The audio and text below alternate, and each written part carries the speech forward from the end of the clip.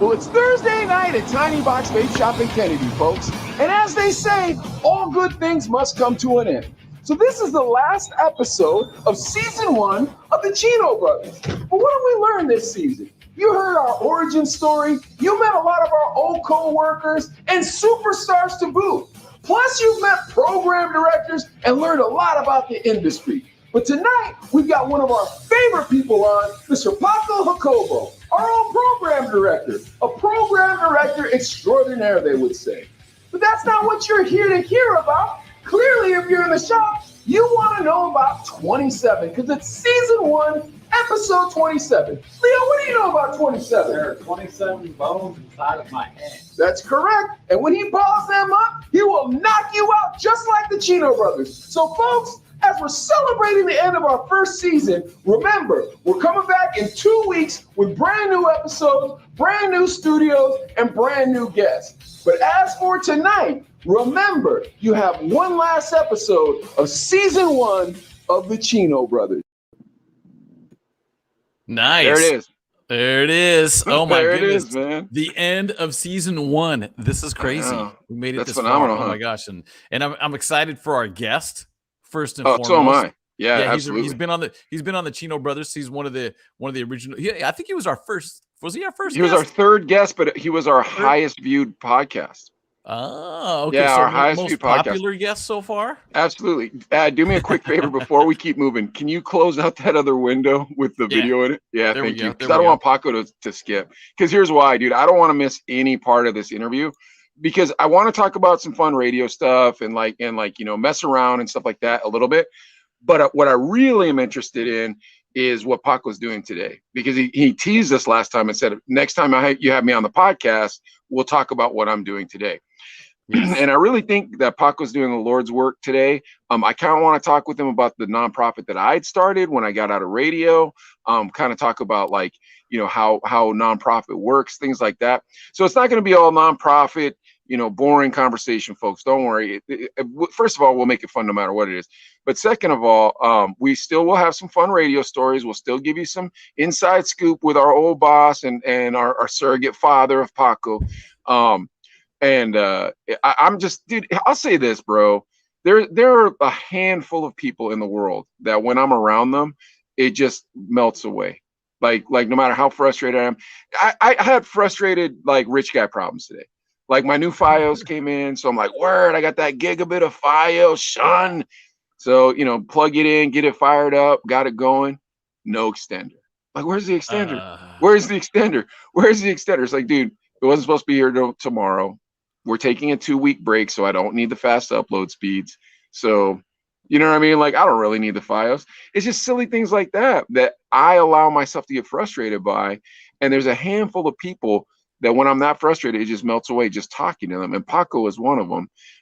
Danny P is another one. I'll tell you that. And I don't know how many others there are, but yeah. I know that there's only a handful of people that have that piece about them where I can just talk and I'm thinking, why am I frustrated? I'm in front of so-and-so, So I'm real excited to see Pac. Yeah, I'm definitely excited to see him. It's been a while, and we live in the same town, which is crazy too. So we still need to get together for lunch one of these Before days. we bring him on, this is our last episode of season 21. So I want to announce something real quick. Hold on a sec. Exciting news. In season 2, we're giving away an Xbox. Season 2, we're giving away an Xbox. Is exactly how we're going to do this.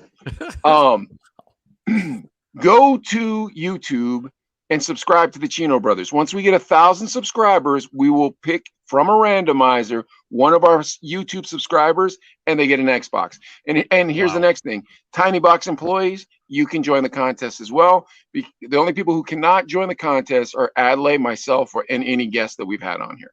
So. Okay. Those are the rules, folks. If you want this brand new, I know you can't get them. Xbox. I don't know which one it is because I'm not a nerd, but God bless you guys for being nerds and all. The Xbox legit, X. Dude. Xbox That's X. The X. Right? That's the Xbox X. Is it after the one? Holy cow! This is that one that you couldn't buy at Christmas time because everybody was poaching. So yeah, this is the one with the CD thingamajig in it. I don't know nothing about video games, so don't get mad at me because I'm not describing this well. But if you want to win this, you got to subscribe to the YouTube channel. That's the Cabbage Patch Kid of 2021.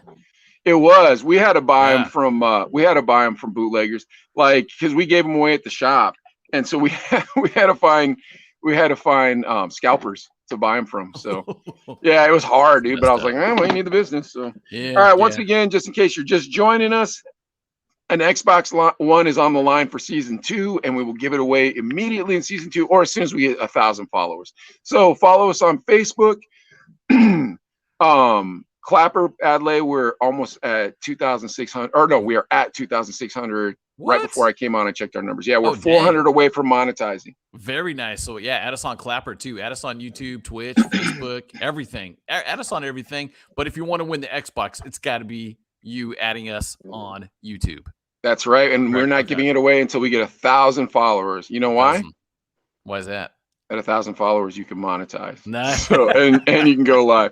All right, man. Yeah, it's like paying them back. That's all. It's like, paying people back for hanging out with us. What are your favorite? Exactly. What are your favorite moments of season 1? Real quick before we bring Paco. There's been so many good ones, but the ones, and this is the one that Mike teases me about the most often, is he sends me pictures of him with a freaking iced coffee from Starbucks.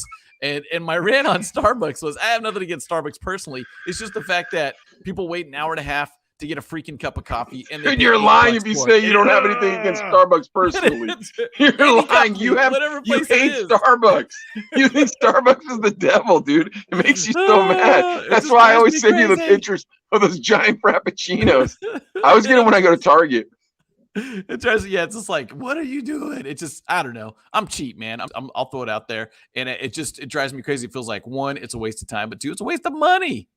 I'm cheap, man. That's all there's to it. That's what I'll say. But I love that, dude. All the great guests we have, including obviously Paco, we're gonna have on in a couple minutes here, but he was one of our favorite guests. Malix was a great guest. Dollars. Just having all these people come on and hang out with us, and just being able to reconnect after so many years, and just seeing Rascal coming on and saying, hey, that's cool. You guys are doing something. It's really cool. It's nice to hear that too, because really we've all had pretty humble beginnings, started, from the bottom, with KOHT. Now we're here. Before that. Yeah, now we're here. And it's just great to see people still doing what they do and still surviving and still hustling. And it's just awesome to see it. And then, dude, just even those awesome things you do, when you do research on an artist that I've met, but know a couple songs, and that's about as far as I knew them. But then you give me the whole history, like the Frankie J episode. I was like, what? He was in the Cumbia Kings? Oh my, blown away. So, I mean, those moments are just great. It's great to know the not only connection to our guests, but just to the artists that we've had the pleasure of hanging out with, even if it's for a few brief moments, but to know their background too. So, dude, it's been amazing. Every episode's been awesome. It's been great. And of course, the love advice. Love advice is awesome. Love advice is dope. Yeah. Oh my gosh, Vicky Valle's here. Oh yes, Vicky Valle. Oh my gosh, I sent the text to her just like, let the miseducation continue. Because all right, so Vicky's right before we add Pac, I don't want to. I don't want to plug this too much. We are giving away an Xbox in season 2 if you sign up for our Facebook or our YouTube page. Once we get 1,000 followers, we're gonna pick somebody, and they're getting this beautiful Xbox right here. Yeah. I got it from Danny the Love Dwarf. Yeah. Vicky Vi, I love you both. Hey, we love you too, Vicky. And Vic, you're gonna love all 3 of us in a second. Yeah, exactly. Yeah, exactly. To see you too. So hang tight. So yeah, real quick, Adley. So first things first, I don't know how many Pittsburghers we're gonna get tonight because the Steelers are playing, but I will say this. So from my favorite moments, obviously highlight of the show for me so far was Paco's first appearance. Like just having that heart to heart with Pac was dope. And then like that kind of set off a chain reaction where people saw us, you know what I mean? A lot more people saw us, or a lot more people admitted they were watching us. Like we got tons of views on the videos, but that's not, I mean, obviously it's nice. That's what we want, but that's not why it was the best that Pac was here. Like just having that heart to heart with Paco. And then I think the second thing that I'm taking from this is I didn't realize the Chino brothers were so popular. It's really cool to find out that we were that popular when we were in our 20s. And actually liked. Yeah, exactly. Well, everybody's always liked you. I was the one that people were like, they're sketch.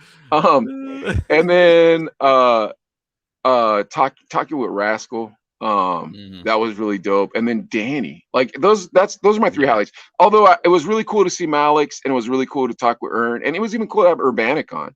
Like all our guests have been super dope. Yeah, but like if you're asking my personal highlights, one, talking with Pac last time, like that was life changing for me. Like that literally changed my whole view on life. I'm not even lying.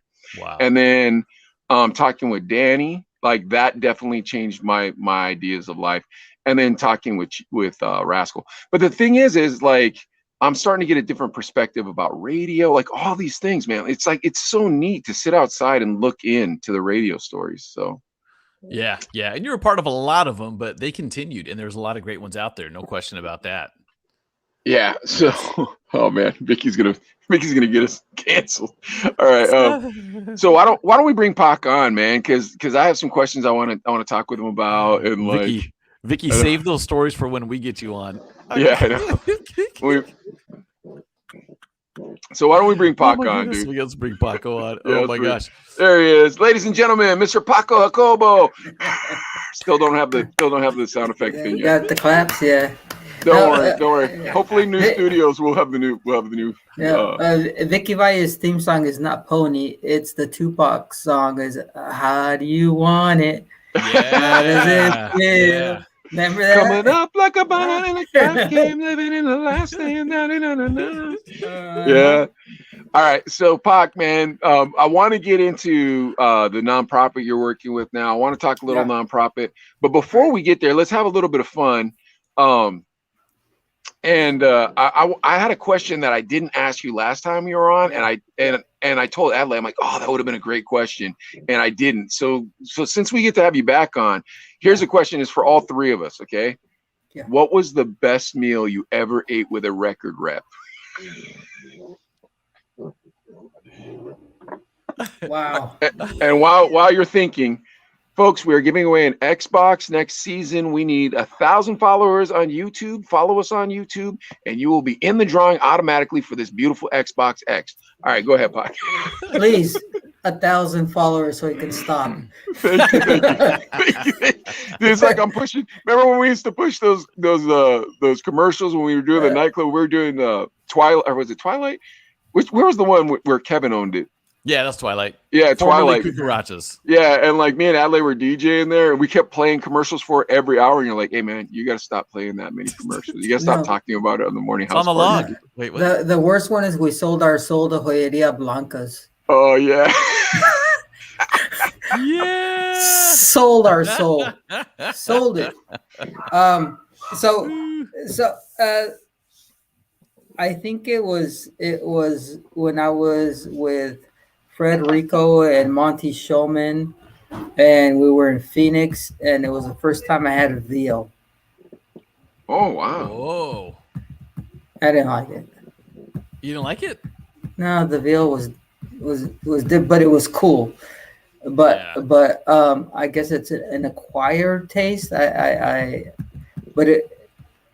the one that comes top of mind. And of course, I've always liked sushi. So. But I think the best was the breakfast burritos at Güero Canelo in the mornings. Oh, those were delicious. Those were bomb. But you always paid for those. We weren't getting record reps paying for our Güero Canelo.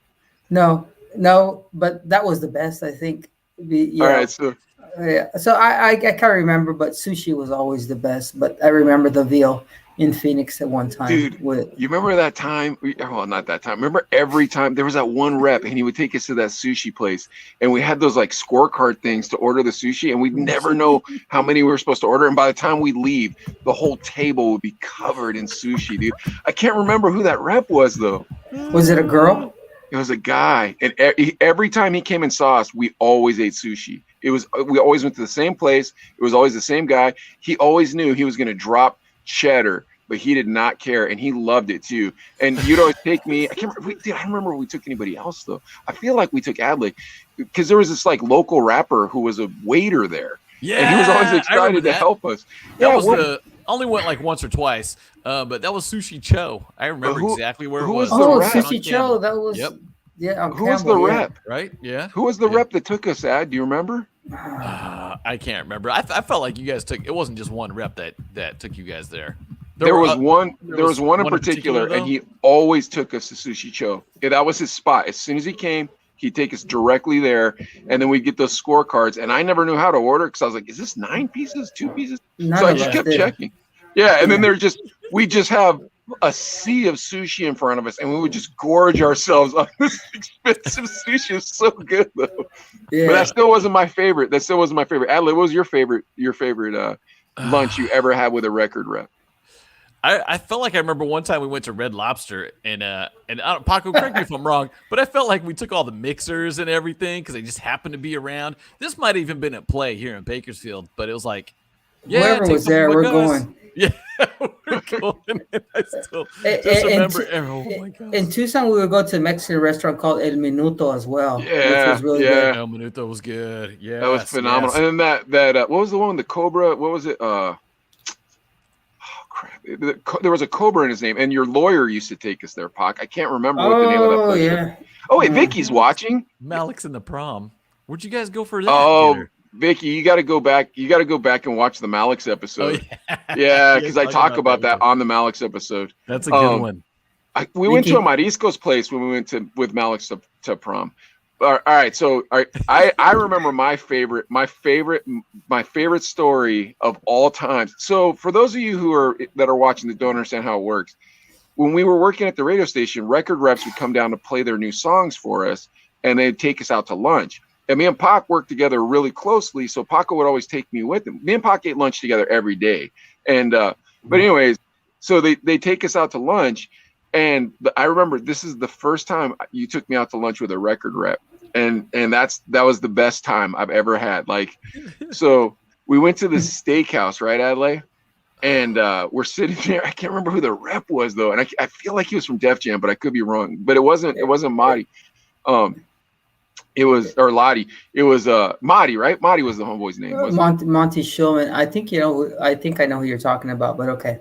Young But cat, anyway, good-looking cat. Yeah. Yeah. And we sit down, and he goes, "Okay, we're ready to order." Yeah, we're ready to order. The waiter came up, and Pac goes, "Let me get the prime rib and lobster." And they looked over the rep, and he's like, "Is that okay?" And he goes, "Yeah, let me get the same."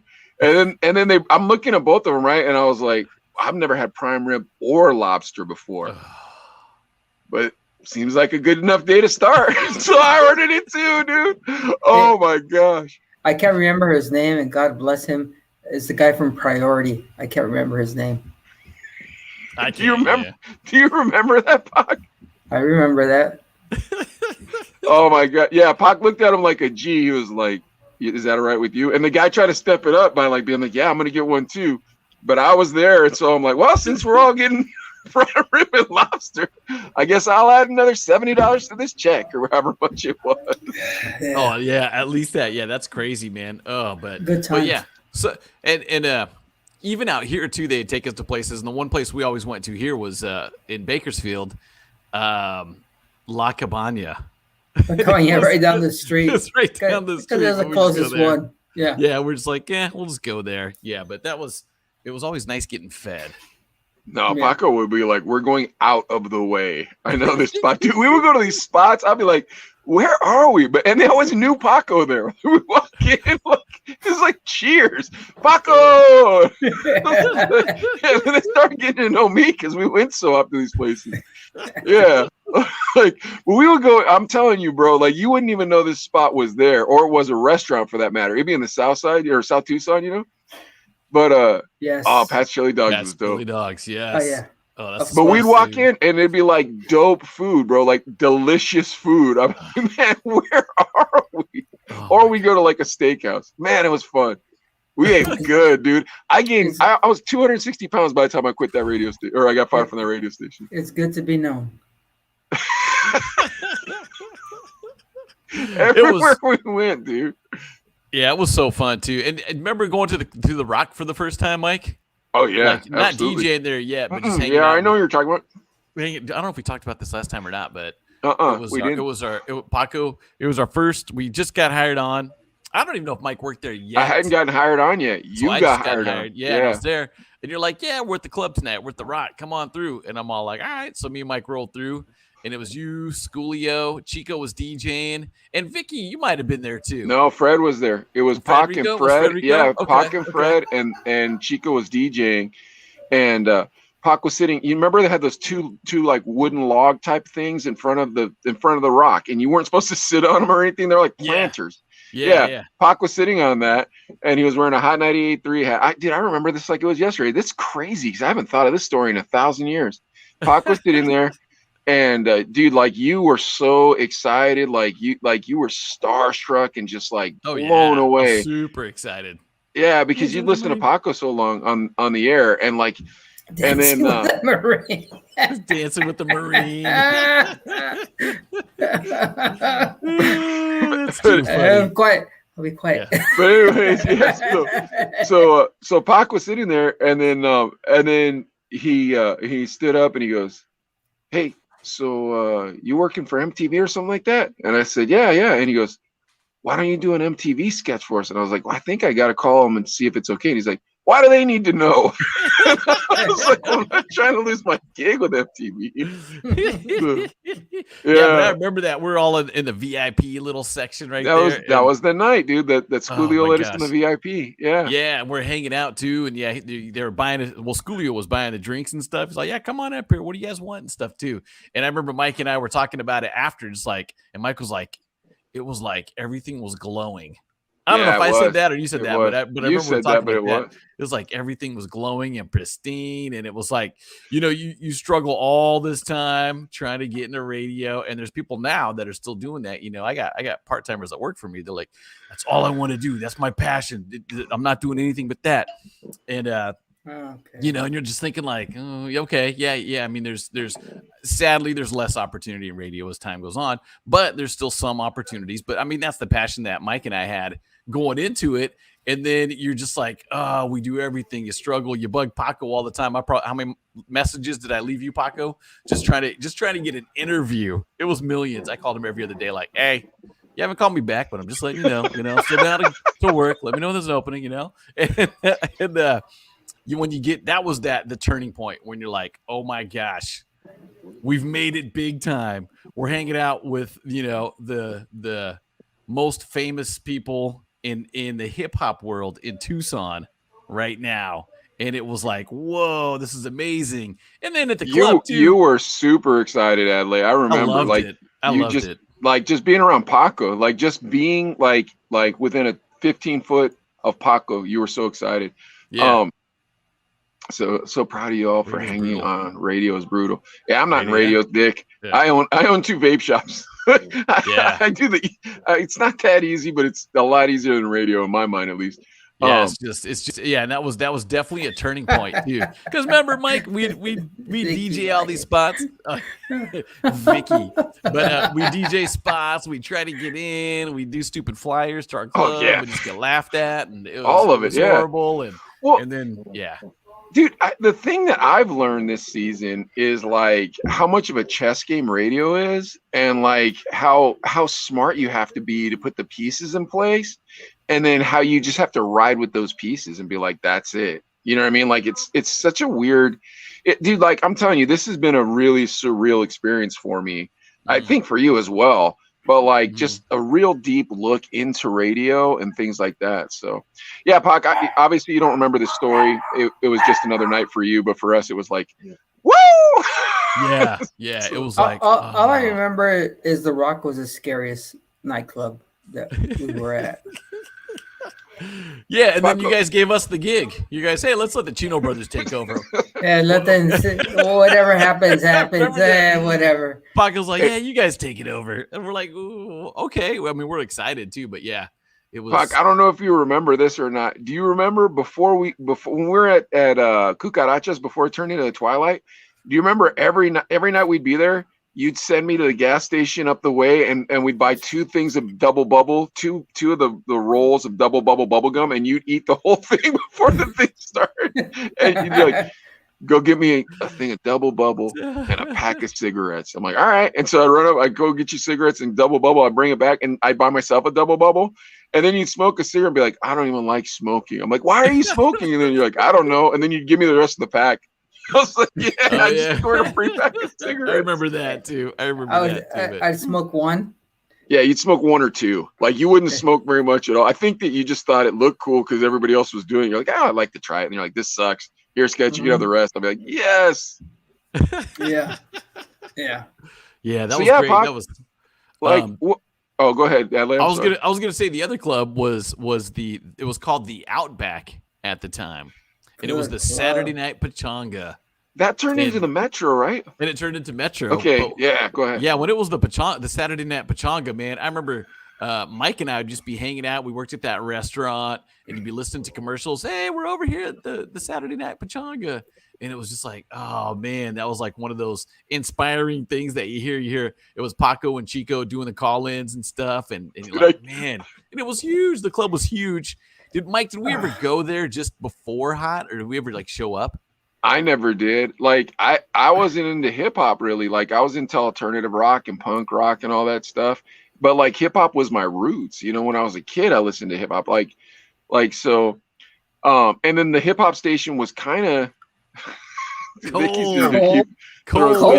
What's up, Cole? Cole was one of our Cole's He's not a club watching. regular. He was a club. Cole was one of our guy. club regular. Dude, you remember him, Pac? Don't you remember? He was a big white dude. He gets super wild when we play. You Can Do It. Oh, yes. With the letters and stuff. Yeah.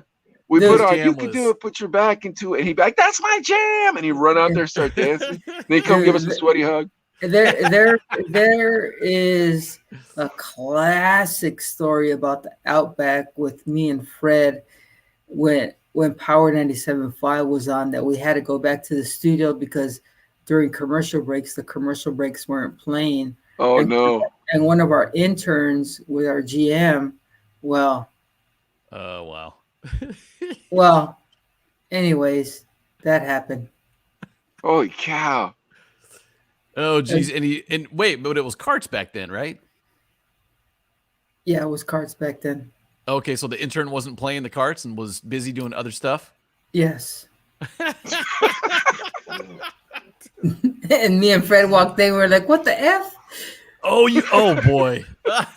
and that intern was Speedy. No, I'm just kidding. No. And that intern became the new boss.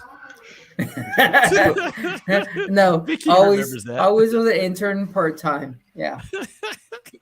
So, Pac, did you watch the Rascal episode? I did. So you see, I didn't make that story up, bro. You can't get mad at me about whatever. That story.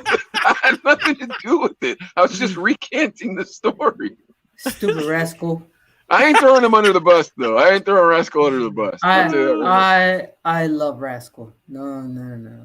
Dude, Rascal loves you too, bro. I love Rascal, and I have nothing but love for him, and just him being a Marine, being a part of our team, being who he was, broke my heart when he went to Sacramento, but very proud of him because he took that next step, and we all want to see people prosper in life, and my heart was broken, just like when Fred left, my heart was broken.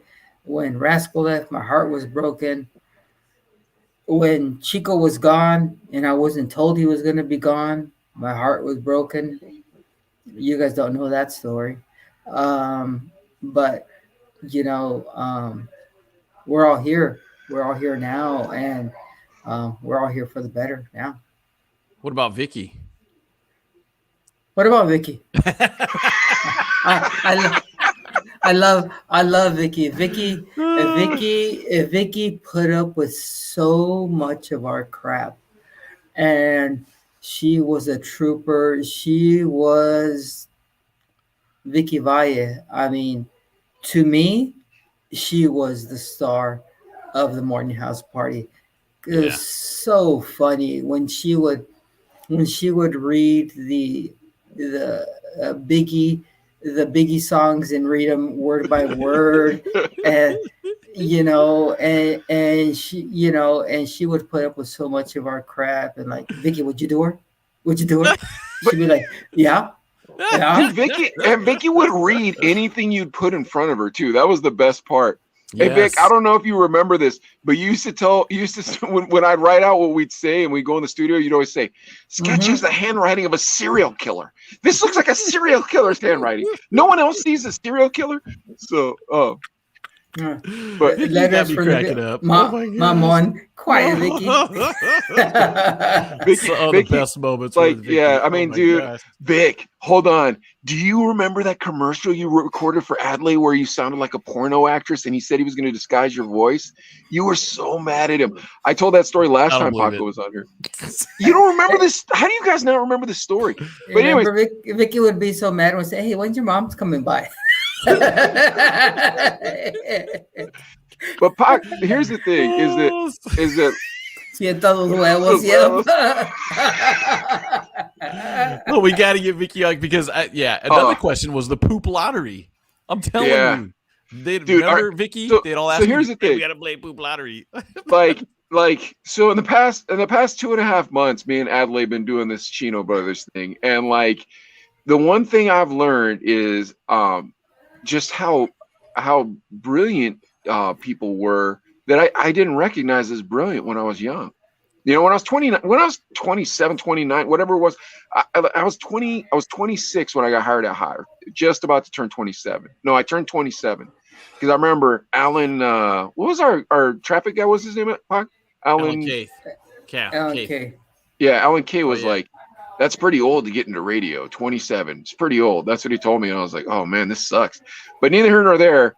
Like, I couldn't see the chess pieces. I didn't know how it worked. I didn't know any of it. And at the same time, I was entitled. So I was like, I deserve more. You know, and it's like, now looking back, seeing the genius, it's like, man, like I've learned so much about my life, about myself. Dude, how about you, Ad? Have you learned a crap ton in this podcast? Oh, yeah. No, it's great just going back to a lot of this stuff and just thinking, yeah, we made crap money, but that's radio. But dude, I wouldn't trade that experience for you. You could have said, hey, work at this gas station, I'll pay you $1 million a year. I'd be like, nah, I'm staying here. I'll make my crappy money. You are a sucker. I would have taken that $1 million at the gas station. Yeah, but you know what? I feel like possibly, you know, because we both ended up. I mean, I graduated from Arizona, and people would always. My parents would tell me, Adley, when are you getting a real job? You could go be a teacher and make triple what you're making at the radio station. And I was like, yeah, I could. You know, I could definitely make more money, but man, dude, just the experience we had, just what from hanging out with you guys to the whole crew to the artists that we got to hang out with to the clubs to the DJing. Dude, there's no way you could trade that for that and look back. I feel like even if I took the gas station job for $1 million, I'd regret it. I'd look back. I think you're right, dude. Like, well, and that's one thing, Pac, I want to talk to you about is just, dude, I had no idea. Dude, if you saw the Rascal episode, then you've heard what Rascal said, where he's like, that man had the weight of the world on his shoulders, and you guys didn't know, you know, and like not like, but also seeing the talent in us and exploiting the talent, like I'm not exploiting in a bad way, but like bringing the talent to fruition, like knowing what talent we had and then bringing that out of us. Like, man, like I never thought about that, dude, when we were kids. Did you, Adley? I didn't. I just kind of, it was just so weird. Cause Mike, you were the same way as me growing up. When I was 5 years old, I'd practice being on the radio, you know what I mean? And I just, grew up in Orange County. You hear, the Baker Boys, you hear Big Boy, you hear all these talents, even Jay Thomas, even, you're the poor Rick man, Dees, the poor man, all these great jocks. You're like, man, that's what it's about. Jed the you know Fish. Yeah, because I love music. I love being with people. I love, entertaining and trying to make people have a better day.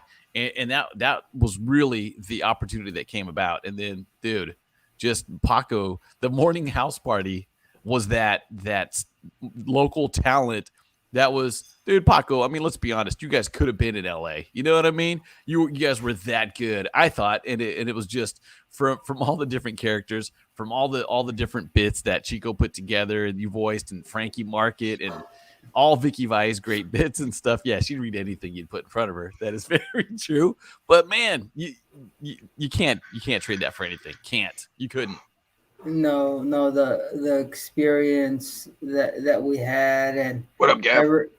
everything that happened during the morning house party, great experience. I wouldn't trade it for the world. You got to refresh my memory on the Titanic bit. Vicky Yeah. wrote. Vicky, you know what my favorite bit was that you wrote, Vic? It was the Survivor, the first season of Survivor. We all got hooked on it. I have no idea why, but me, Vicky, and Paco got hooked on Survivor, and we couldn't stop watching it. And then Vicky at the end wrote this bit about Survivor, and I played Jarvis. Dude, Vicky keeps writing stuff. I keep reading. Can't keep up with it. I know. But anyway, so yeah, I played Jarvis, and I didn't bleep it properly. So I was like, "My name's Jarvis, mother beep," and then the F word came out. Pac was like, "Were you putting that live?" That, right? Well, that's because you're half asleep, Sketch. Yeah, I was, dude. I was. Dude, yeah, and because I did overnights, and I'd lead up to you guys coming in, and I remember, Paco would have that look at Mike like, dude, come on, bro. And then Mike would be like, sorry, Pac, man. I didn't sleep well. Hey, but I still work. I still work until 6 o'clock at night. Yeah. Oh, yeah. Complaining the whole time, stinking like cigarettes. Oh, but yeah, Paco, it's been 3 minutes. So yeah, man, I just wanted to tell you that I appreciated that, man. I really appreciate that about you, bro. Like, and like, it's crazy because like just learning all these things, and like, and you know, when you talk about Chico, you talk about Rascal. It's like, dude, the Mexicans broke Mexican hip hop in the early 2000s. Like, they were super influential in bringing that to like the masses, and like these are all like just people under your tutelage, you know what I mean? And it's phenomenal. It's phenomenal that you could see talent like that. Like that's amazing. And I'm very proud of that. And that goes, hey Vicky. And that goes, and that, I don't know who she is, but hey, that's Brandon's mom. That's Brandon's mom. But you guys are in Hershey right now. You're supposed to be on vacation. You ain't got to be watching the Chino brothers. But I appreciate you watching. Go ahead. But you know what? That goes back to now to what I'm doing, which is crazy. Oh, I want to talk about this in a second. So yeah. But like, so have you always had a talent for Paco had such a great ear for talent, even for in like music. Yeah, definitely me picking. Stuff, huh? Yeah, we were the first ones that played Eminem. Yeah. Yeah. Wow, that's great. And we broke Macy Gray. I tried too. I lay, you know, and I was great the first person. I was the first person in the country to play it. I was working I was working an overnight shift, and my shift was the first time that it was on the playlist, and we broke it. And dude, I always tell people that whenever the song comes on, I'm like, yep, I was the first person to ever play that song in the country. Yeah, because, and also speaking of talent too, I mean, real quick, like because I know we're gonna get more in depth when we talk to Vicky, but how did you bring her on? Was she just doing news only? Well, I kind of want to save that for the morning house party. We can save it. We can save it. Let's save it. All right, we could save that, but that started at Power 97.5. But yes. Okay. All right, hold on. So I want to get into now, Paco, but right before we do, I want to just give a real quick shout out to the morning house party. We're all calling you out. We want to do the show. Pac, you agree with this? Let's do it. I'm in. Yeah. So Pac's in. Vicky, I hope you're in. Chico, I hope you're in. You know, we want to bring you on in season 2 specifically once we have our new studios and we have our Xbox winner. Don't forget, guys. Oh my God. 1,000 followers on Facebook. We will have Xbox giveaway. But anyways, let me add to the morning house party too. What about Big Nut Michael Lopez? Is he around?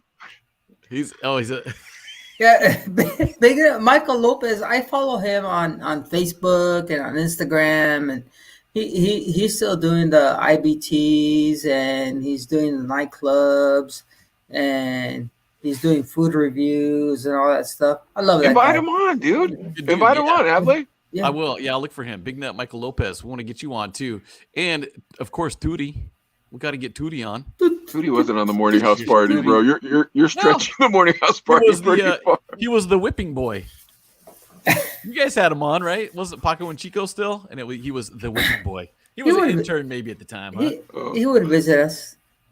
Okay, so he wasn't officially on the morning show? I don't. Adley's stretching it out to a lot, really far. He's like, "Can somebody find Luana? Let's see if we can get Luana on there."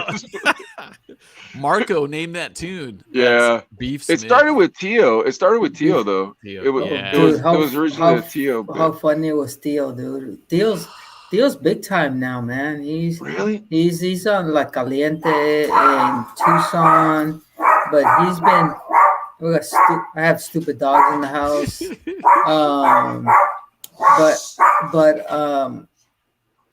Him and his co-host, I don't remember her. I don't know her name, but they've been nominated for like #1 Hispanic morning show for like 3, 4, 5 years in a row and stuff like that.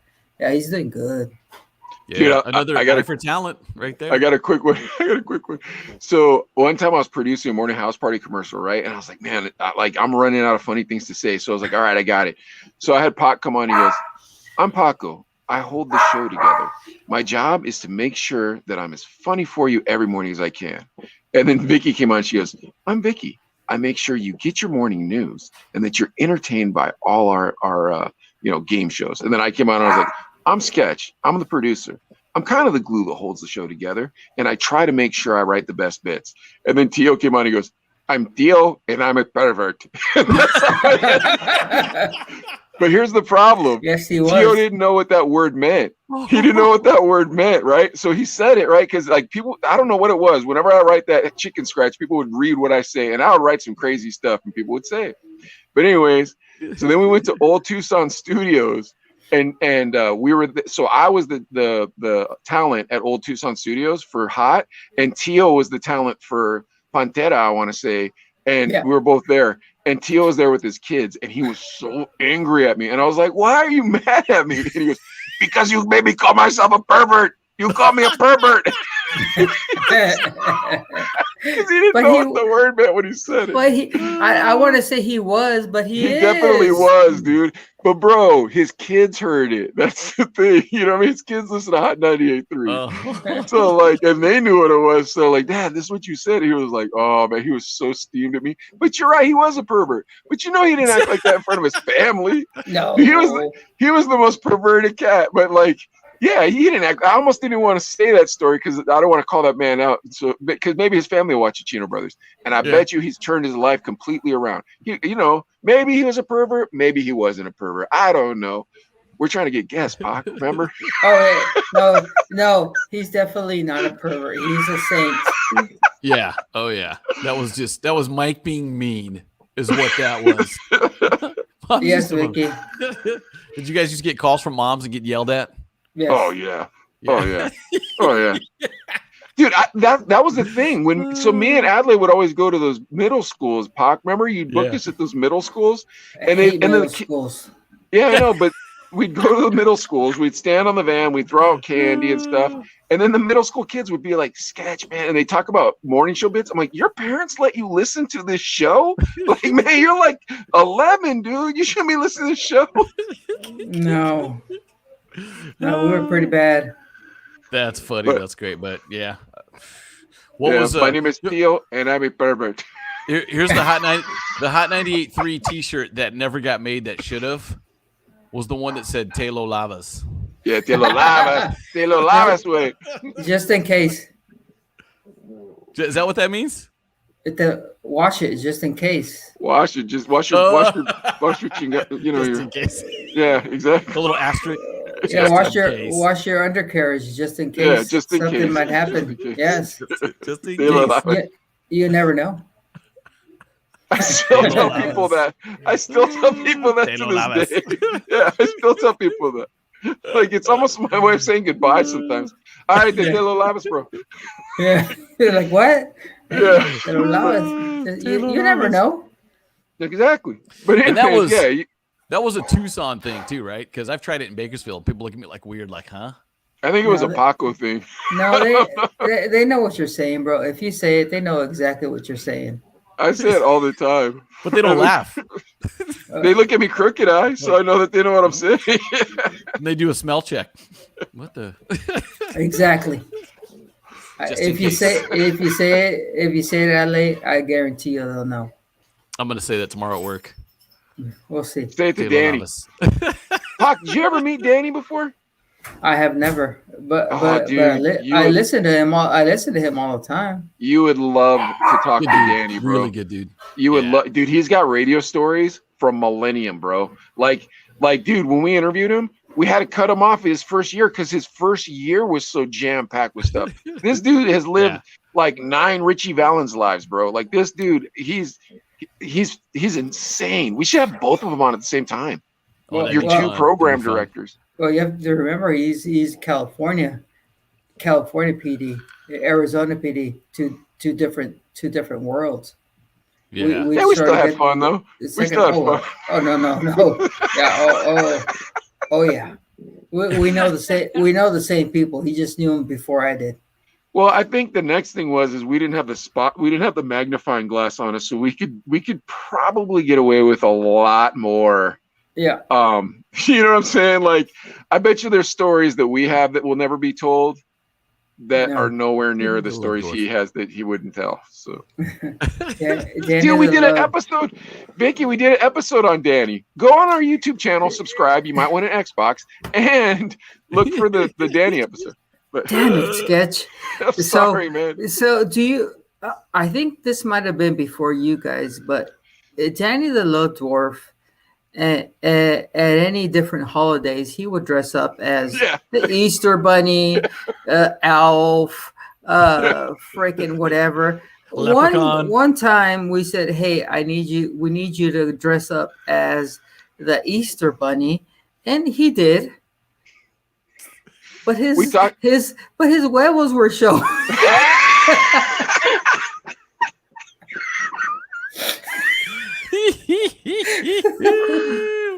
Bro, those are Easter eggs, man. Those are Easter eggs. You know, are Easter eggs. Yeah, paint them purple and pink.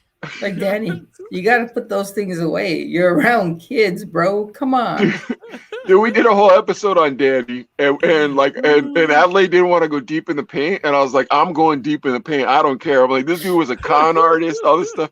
And Adelaide's like, how did they meet? I was like, Pox people knew Danny before we knew Danny. Because he used to sell at the swap meet next to Paco's mom before she had her brick and mortar. How mad would Vicky get when he would say, "Gee, Vicky, your hair smells terrific"? That was an Adelaide bit.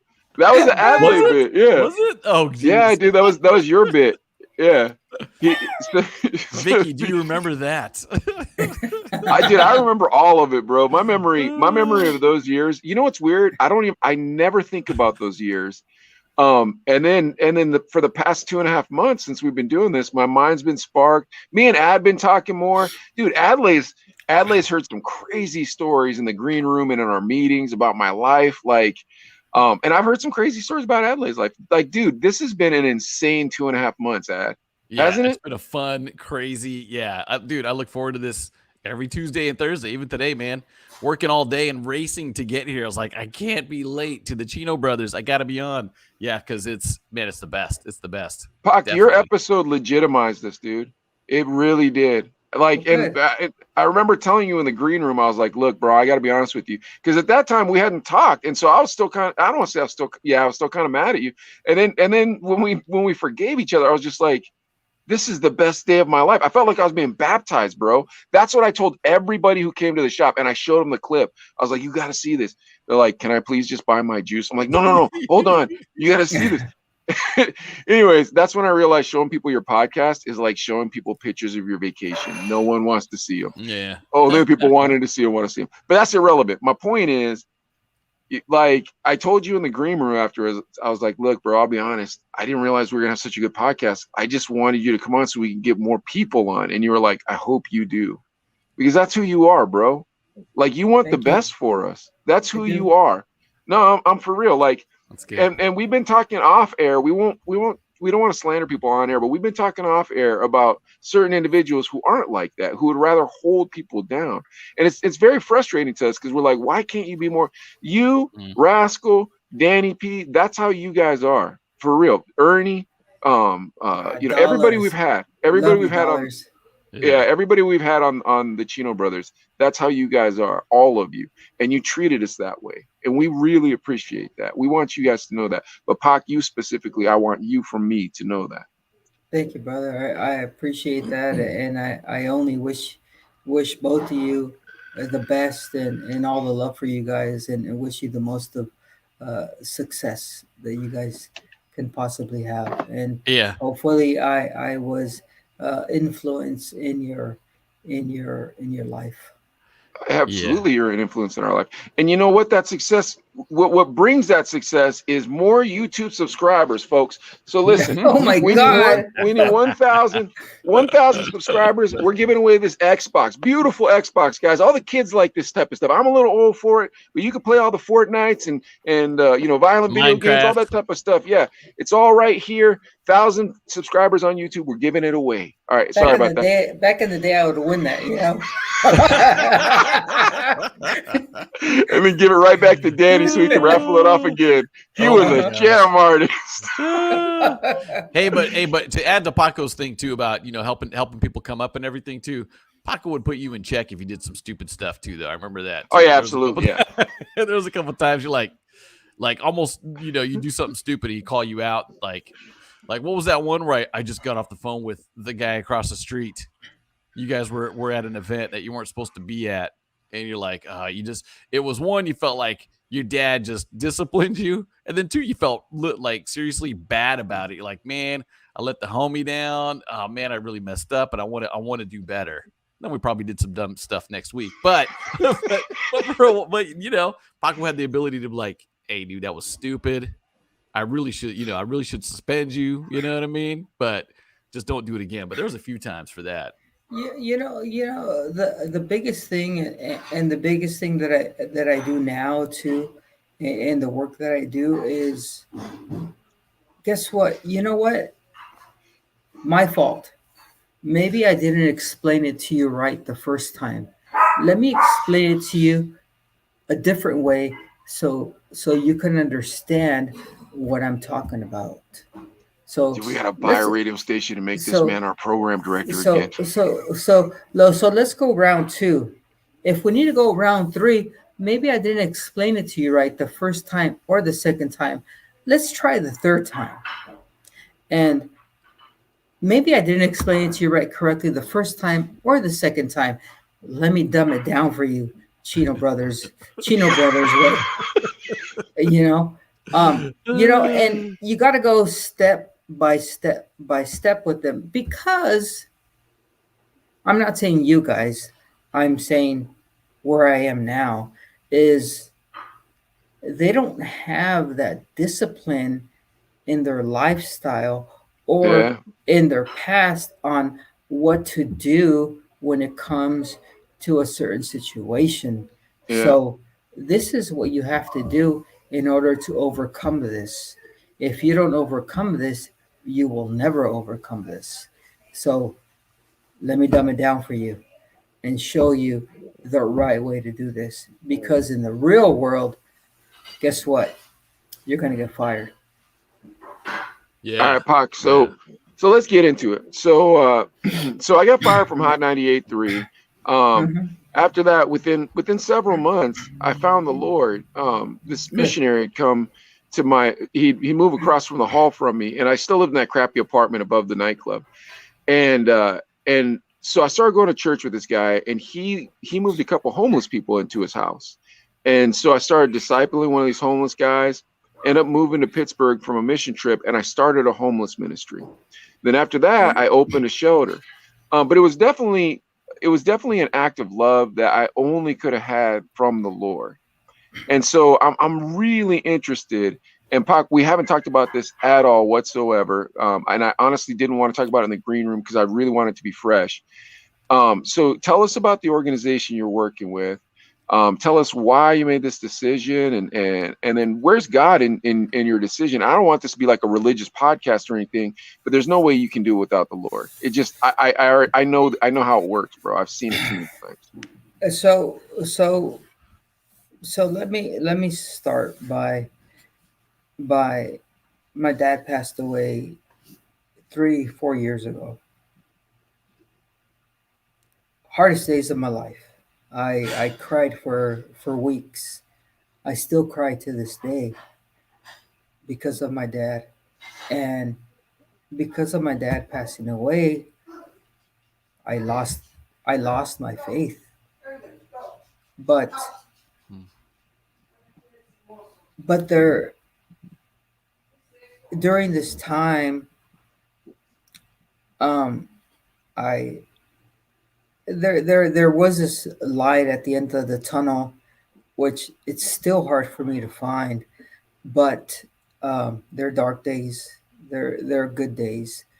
Um, but I met this man while I was working at the Cesar Chavez Foundation.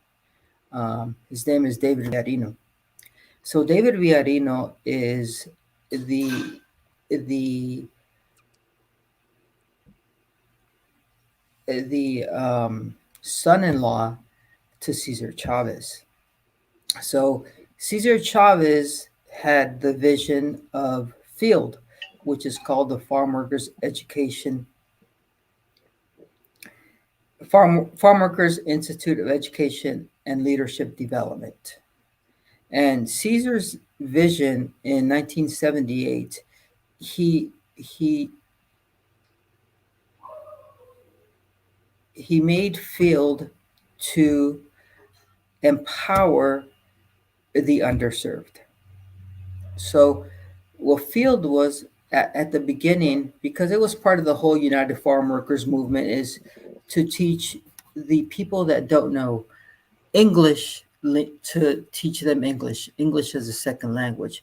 Well, it developed into English as a second language, into Epic High School, which we don't do GEDs, but we do an actual high school diploma, which developed into different channels. So now you have Field, which is the mothership, and now it has Epic, which is the high school, which is ESL, which is uh, English as a second language, which is also the the Cesar Chavez Environmental Corps, which I'm part of. And the Cesar Chavez Environmental Corps, I'll stop there, is where we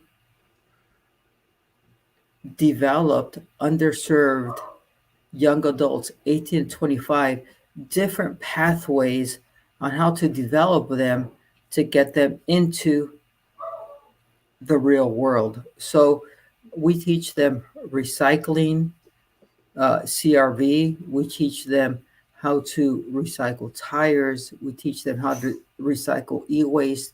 We teach them oil education. I teach workforce WPP, workforce preparation plan. Every Wednesday, I teach them an hour every Wednesday morning on how to write resumes, on how to communicate with people, different skills and different levels on what they have to do in order for them to get out of this little rut that they're in.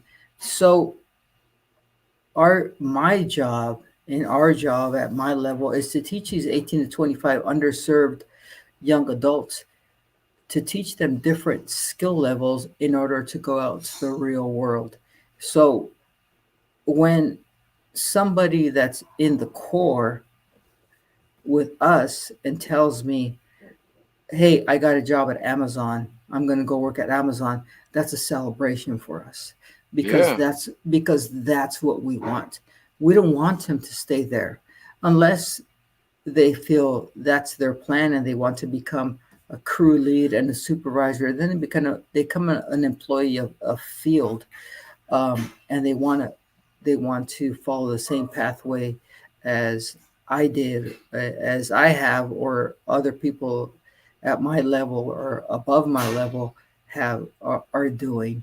Um, but that's what I do right now, and it's a nonprofit organization um, established in 1978 by Cesar Chavez and David Villarino, the son-in-law of Cesar Chavez, um, which is married to Liz Villarino, the daughter of Cesar Chavez. Um, has taken over field now, and that's what I do, and I'm very proud of what I do now, um, and I feel like that's something that I've been doing all my life to empower everybody that has been under me and to teach them the right ways. And back in the day when you, Adley, and you, Mike, maybe my ways were a little bit more F this and F that. You got to do it this way. But I think now, as adults, you understand where I'm coming from, um, and and because I started my adult life at a young age and I had more responsibilities at a young age because I had kids at a young age, I had more responsibilities and I knew which path I had to take in order to further my career and to help you, Adelaide, to help you, Mike, to help everybody that was under me and teach them and guide them is this is the right way, guys. You can't do it that way because in the real world that's not going to work. And I still do that to this day, you know. Hey you, Andrew, hey you, Mike, hey you, Paul, or Mary, or whatever. You can't do it this way because it doesn't work in the real world. You have to do it this way. Listen to me. I'm telling you, I'm guiding you the right way, and that's what I want to do. And I want to celebrate your accomplishments. You know, I'll certify them in forklift, on how to drive a forklift. I'll certify them in CPR. I'll certify them in first aid. I'll teach them all kinds of different stuff. You know, I'm blessed because I'm OSHA certified now, and I get to teach them the safety ways of what they need to do when they go, if they go out to work at a warehouse and all that. They know what they have to do, and they're like, oh no, I've been trained by somebody that's been OSHA certified, so I know the safety ways. I know how to drive a forklift. I'm certified. I've been certified by, you know, of course, you guys know me by Paco, but my name is Francisco. Hey, you know, Francisco Jacobo certified me as a certified forklift driver, so I know how to drive a forklift. I could make freaking $20 an hour now because I could work at Amazon and drive a forklift. Yeah. You know, so that's what I do now, and I'm very blessed to be able to guide these young adults to different career paths. And when you talk about my religion, I'm a Catholic. I always have been. I always will be. Um, but you know, I'm not a hardcore Catholic, but I have my beliefs. Um, I believe in God. Um, Sometimes I have my doubts, and I have to pray, and I pray to myself uh, Paco, I think to this. help I me think guide you through and it. God are pretty close, man. Uh, Because I'll uh, tell you right now, yeah, there's like the way you're looking after these kids, man. That's a blessing. And I also want to say this about Cesar Chavez. I have a lot of respect for that man. I don't know if you knew this about me or about my family, but when my dad was a young man, he used to go up into Central California and pick fruit with his buddy Don Ortiz to make money. And you know how they treated those guys back then. oh yeah, Um, and because of Cesar Chavez, you know, we do have the workers' rights that we have, especially in Central California. So I have nothing but respect for that, man. I have nothing but respect for what you guys are doing over there. But my point in bringing up the Lord isn't to press you on religion. It's to say I just can't see someone who isn't just really in love with God not being, being able to do what you do, because there's no need to help anybody, right? It's like, why should I help you? There's no reason for me to help you. Yeah. But if you know that it's the right thing to do, it's like, look, I have empathy, maybe not sympathy, but I have empathy because I want you to be loved. I want you to have your same opportunities in this world that I had when I was growing up, or whomever had when they were growing up. Why would you do that if it wasn't for the love? You know what I mean? Yeah, empathy. Empathy is such a big thing, and it's one of our core values at Field. And but one of the biggest core values um, is integrity, is doing the right thing even when no one is looking. Adley, you know this. You've been Yep. part of the Cesar Chavez Foundation, and we do the Farm Workers Prayer. You know about it, and to me, integrity is everything. Always do the right thing whenever, even when no one is looking, Yep. because that says so much about you, about your family, about your past, about your future, about who you are. Integrity is number one, uh, Yeah. over anything. Because if you don't have integrity, you don't have anything at all. Yeah. If you don't have a good name, I tell this to the guys at the shop, if you don't have a good name, you have nothing, because they can take all your money away, but they can't take away your good name. Yeah. You know what I mean? And if you have a good name, then people want to be around you. People want to be with you. But Pac, getting back to what I'm saying, like, man, these are all very deeply religious values that you're espousing right now. You know what I mean? Yeah. So it's not to say, are you the deacon of your church? What denomination do you belong to, or anything Right. like that? But I earnestly can only feel like that presence of a true believer when I'm around you. And I think that's why it makes me so excited to talk to you. And granted, we joke around about the old days and stuff like that, and that's cool. But I've recently found this peace in you, Pac, that, like, well, obviously recently, because we've only been doing this for 2.5 months. But I found this peace in you that, like, it's intoxicating, man. It's overwhelming, man. And it's really enjoyable. That's why I said, when I'm talking with you, all that anger just went away. You have that peace, bro. Like, and it's something. I'll say this: whatever's going on with you and God and arguments and whatnot, I promise you this: He is giving you a double portion of favor and loves you a ton, bro. I promise you that. Thank you, So, and I believe that. I believe that wholeheartedly, and you know, I I think it's my mission, to help these young adults, these underserved young adults, and that's what I'm here for. So um, let's Yeah, it's hope we get. beautiful, man, Paco. Yeah. It's beautiful to see the passion you got for this program that you are working with now, and I hope those kids know that they're truly blessed having somebody oh like yeah, you at the forefront guiding the ship too, because we know from experience that your ship's going to go the right way when Paco's at the wheel, and man, they are definitely truly blessed to have you there. So that's awesome, man. That's really cool.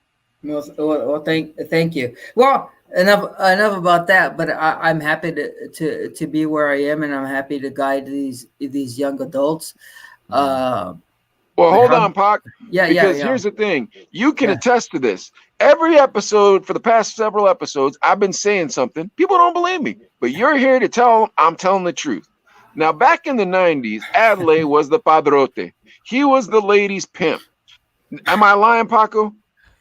You're not lying. You're not lying. Exactly. And I listen to every of your episodes, and I try to remember this one girl's name, but I can't. Veronica. But Vernatica. Remember Veronica? Vernatica, Exactly. yes. Of course, that's what you're thinking Shout about. out to her. Yeah. I mean, that Vernatica. girl. Yeah.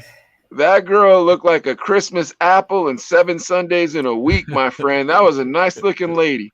Now, Yeah. how do you pull a nice looking lady like that without the best game in the world like I don't Adley remember. has? I don't You remember. got You got to be a pimp lucky. like Adley. Yeah. Just lucky. Pac, not only It was was. she, not only did she look like a newborn smile, but here's the thing. She was nice to me too, bro. A lot of Adelaide's girlfriends hated me.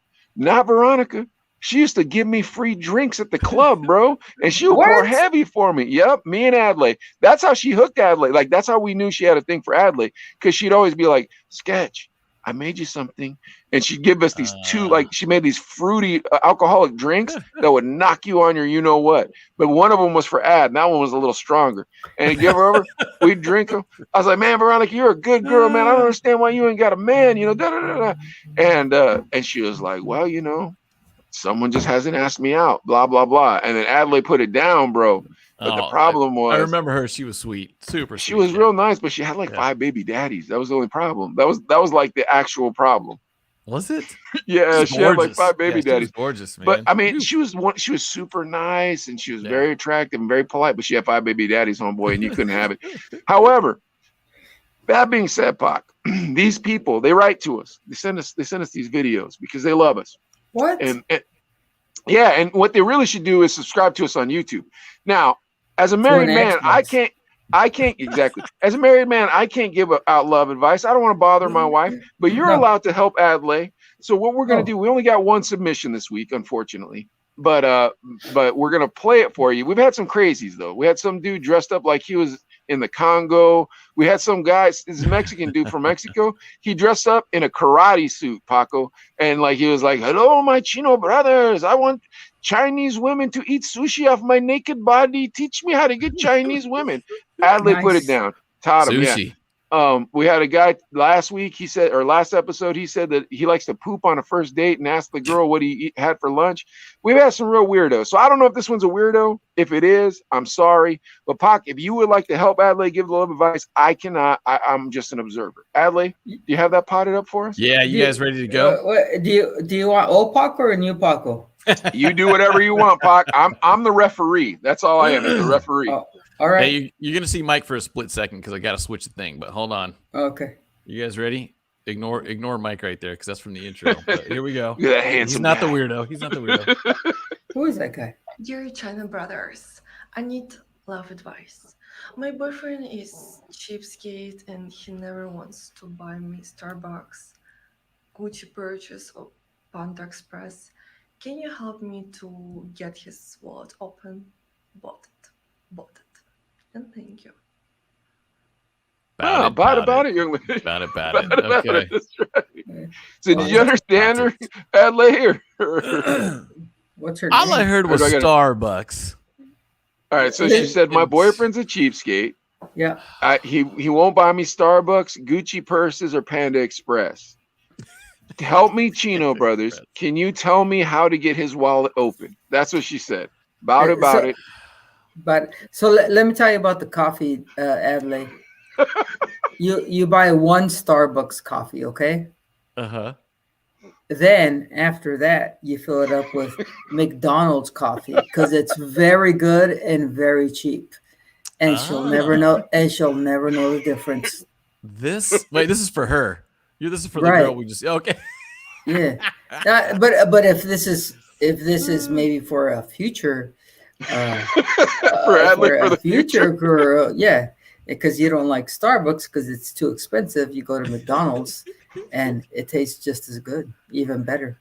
McDonald's coffee is good. Dunkin' Donuts is good. I'll say this real quick. Veronica was almost as pretty as my wife. I forgot to say that while we were telling the Veronica story. My wife, she's like almost as pretty as my wife, and probably almost as pretty as Paco's wife. Our wives are so much prettier than Veronica ever would dream to be in the history of her life. Yes. Mrs. Jacobo, whatever your first name is. What's your wife's first name, Pac? Vanessa. Right you're far prettier than Veronica by 1,000 miles. Anyway, she's around here somewhere getting mad at me for something. I don't know.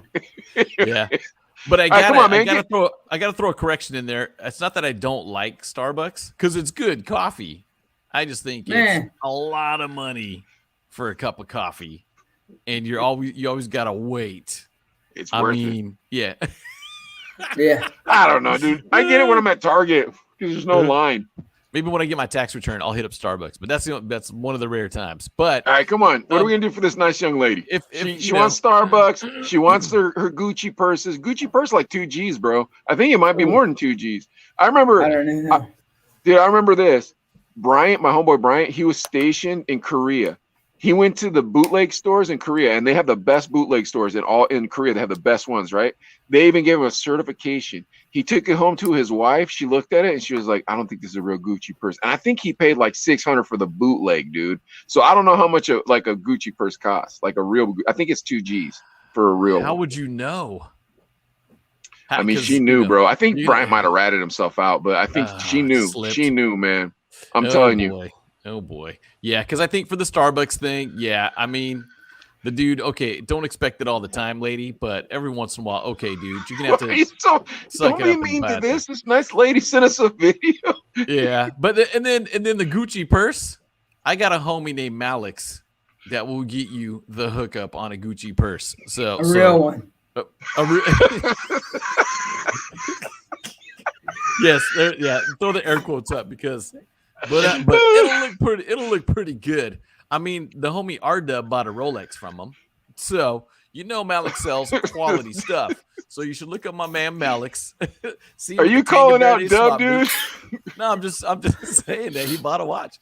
I bought my Sean John shirt that Ja Rule signed from Malix. No guns in the studio. No guns in the studio. Malix. And then Panda Express. All right, I'll go for Panda Express. I mean, that's an anniversary date. You know what I mean? Or a special occasion. Oh shit! Like, come on, you can't. You see why he's single, bro? You see why he's single? But you gotta splurge sometimes. You know what I mean? Valentine's Day. Come on. All right. DoorDash and Panda. You can do that, bro. We've got these Ukrainian followers, apparently, who are sending us these videos. You're talking to the whole country of Ukraine and this nice young lady who's just wanting love advice to know how to bleed her man out of to be a good gold digger. Open the wallet. Come on. She's Ukrainian? Yeah. Okay. I didn't know the accent. Okay. Eastern Europe for sure. But yeah, she just wants them to open the wallet. But we I don't know. I'm the single guy here, so you got to give some love advice, man. How's she gonna catch? Yeah, the first date though, you remember they got to reach for the check, right? At least I don't mind paying. Well, I do mind, but I'm saying Adley, you're not giving good love advice. Come on, I just gotta. I feel it's my duty as a dude to protect other dudes out there in this situation. However, if you love her, it shouldn't be a problem spending a couple of bucks. All right, Paco, you got better love advice for this girl or what, man? Adley ain't helping her. No, she drop her. She's a looker, definitely, but she wants to open your wallet. Move on. All right, you guys, let me help you out, young lady. Because Adley, here's the problem. I don't see any difference between this girl and then the African guy who was wearing the doctor. Oh no, not that guy. The other guy who liked old women. Remember, we had that guy. He liked the old women. Yeah. Yeah. That was the pirate. We had this dude dress up like a pirate, Paco, and he's like, "Chino brothers, I like old women." But anyways, I'm gonna give you the same advice, young lady. You want a man to open his wallet, you need to hang out in the diaper aisle over at Walmart, the adult diaper aisle. You're gonna find yourself a nice old man. Now, here's the thing. That old man, he's got spoiled kids, but his wife passed a couple years ago, and his spoiled kids think they're getting every nickel. There's nothing I hate more than a spoiled kid that gets an inheritance, didn't earn his own money. So that's right. See, Vicky's already getting there where I'm going. Yeah. Vicky already is getting there where I'm going. Advice. She must have been talking to Lawana. Listen, here's the thing. Here's the thing. You find that old man and you bleed him for every nickel. So then his kids don't get a penny. Then when they're living nice and fat and everything's happy, you'll take every penny from this old man. Make sure you eat all that Panda Express. Make sure you drink all that Starbucks. Make sure you got all the Gucci purses and shoes and whatnot. Make sure you get married too. Yeah, exactly. When it's all said and done, now his kids ain't gonna have nothing. You just bled him. Ain't gonna hurt my feelings. Well, That's my love advice. Hey, but this is all fine and dandy as long as it's not you, right? I ain't getting divorced, bro, by any stretch of the imagination ever. And if Sherilyn dies, I'm never gonna be with another girl again, dude. I ain't trying to deal with this again. Like, bro, I'm telling you right now, me and Sherilyn, it took us a lot of years to finally get to like be with each other. Because remember, I married a Caucasian woman from the most affluent city in America, and I am sketch. Like, still like, you lived in a $200 a month apartment, and I lived It was around the corner in a $240. $240. And that was a comfortable apartment, Adley. And it was fine. It was fine. And now, just you guys know me and the women I've dated. Oh, And I've tried to meet them grimy hood, so we could come up together and build something. But it didn't work out. It never worked out. It's just I try to build, they try to tear down. That's what I'm telling you, man. Sherilyn got mad at me the first time she heard me tell you this. Oh, because after the show, she came up to me. She's like, "You told Adley he has horrible taste in women. Like, did you really tell him that?" I'm like, "Yeah, but he does. Like, it'd be one thing if I was just saying stuff and I was being mean." Paco, back me up on this, man. I agree. Look at his resume. That's all. Too funny. Too funny. Check out his resume. What is it about him, Ad? I have no idea. I don't know what it is, but it just happens. I'm not mad about any of my past experiences, and I'm not mad at any of my exes. Not mad. I appreciate them all and stuff, and just things don't work out sometimes, right? Well, you I'm not appreciate gonna say them all, really? of them. I'm not gonna say all of them. Yeah. Okay. All right. I'll appreciate donating to the drawer. That's all I'll say. Maybe not the panty drawer. Maybe the money drawer. Maybe when I hope Biggie heard what Pac just said. Maybe when we're all young, the problem was, Adley, you're too handsome, right? So all the pretty, like super pretty girls came after you, and you know the old saying, man. You know, if you want to be happy for the rest of your life, you don't know this song? I don't know that. Paco, you know that song, don't you? I don't know what you're talking about. Yeah, if you want to be happy for the rest of your life, never make a pretty woman your wife. The song goes on and on. And no, it's like an old like R&B song. And then at the end he goes, "Man, I saw your wife last night. She sure is fat." And he goes, "But she sure can cook." That's how the song ends. But anyways, yeah, man. I mean, like, it's I think that might be it, man. Because think about it, Paco. Like, I mean, we weren't ugly, but we weren't as handsome as Adley. You know what I mean? Adley, like, real good looking ladies like Adley. Keanu Reeves. He did look like Keanu Reeves. Yeah. Yeah, and dude, I hope I wasn't egotistical or anything too, because I felt like just a normal dude looking back at that. But it was fun. A normal dude that dated models. Oh, that's what you were. But I never thought of myself as hot. I felt like I was a regular dude. Me, Paco, and Sketch could have been triplets rolling through the club. You know what I mean? That's how I felt. I was like, yeah, dude. Well, at least that's why I used to lie to people. Yeah, that's my cousin. Remember we were in college? I used to tell them, yeah, that's my cousin. It was even better when we were called the Chino brothers, because then people just thought I was your brother. I'm like, yeah, man. You know, you can't have one brother. You might as well have the other one. Never worked. Yeah, geez. Yeah. But hey, you guys scored in the life lottery. You know what I mean? Great women, great that's kids. True. That's true. Beautiful wife, great kids. Yeah. And me and Rascal still rolling solo. So I know, man. Poor guys. Poor guys. I don't even know what to say about that, but hey, God bless both of you. Yeah, dude, that guy Rascal hasn't aged one day, has he? He looks exactly as young as he did. Yeah. He looked exactly as young as he did in that video that I put up with Power 97.5. What'd you think of that, Pac? When I cut up that Power 97.5 video and put it up on the interview? That was pretty good. I remember we had an event at Kennedy Park, and Rascal was already part of Power 97.5, and Fred and I knew he was, an ex-Marine and stuff, and we needed to put a banner up. And that guy scaled a brick wall like a freaking monkey. We're like, all right, yeah, he really was. Okay. That guy's The guy's a badass. Yeah. Was that the Club Nouveau concert? No. This was at Kennedy Park. Was- This was at Kennedy Park. This was, man. It was when we were still. Power 97.5?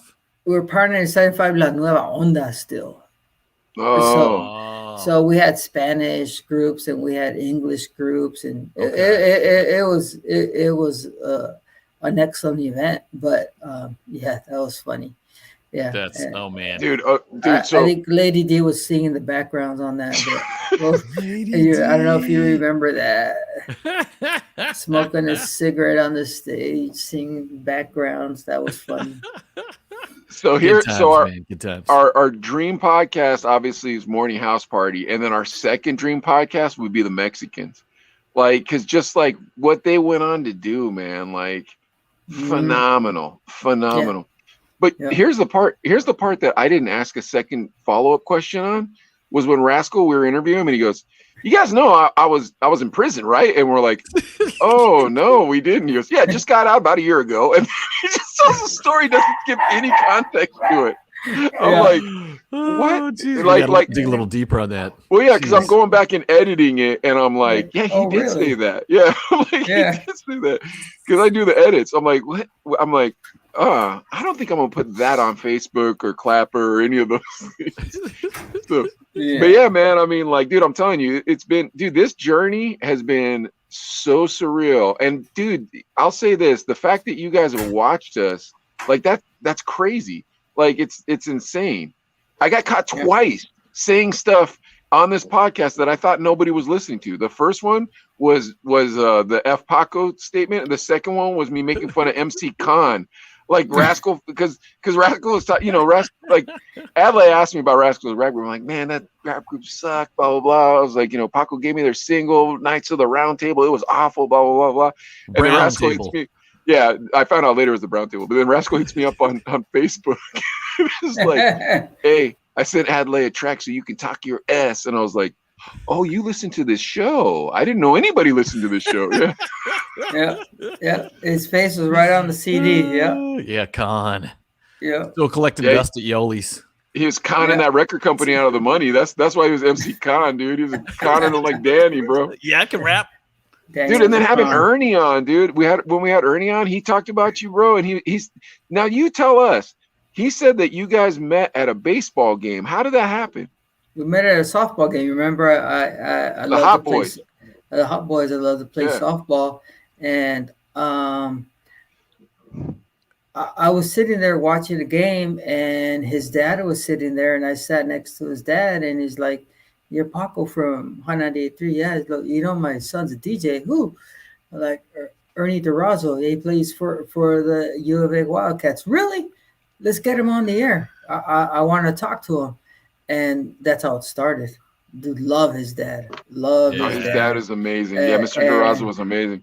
And Ernie, jeez, man, Ernie and his whole family just Oh yeah, amazing people. awesome Absolutely. people. I love Yeah, them.